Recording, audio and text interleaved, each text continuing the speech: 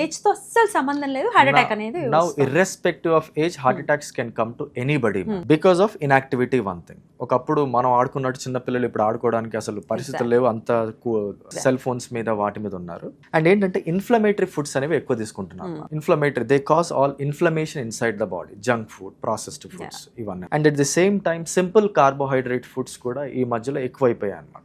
And irregular meals అనేవి ఎక్కువైపోయినాయి, irregular timings లో 3 AM biryani, 2 AM biryani, 4 AM biryani అని చెప్పేసి ఇదంతా ఎట్లా అవుతుంది అంటే బాడీని మొత్తం మనం డిస్టర్బ్ చేయడమే, మన డైజెస్టివ్ సిస్టమ్ ని and all together.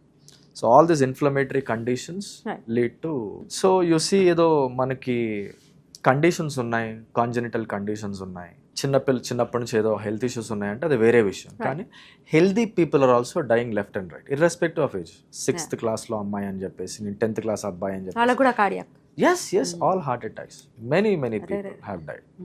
So it's very, very important to maintain these 5 rules of drinking water. If at all possible, ఈ 3 months warm water తాగితే చాలా మంచిది ఫర్ గుడ్ బ్లడ్ సర్క్యులేషన్.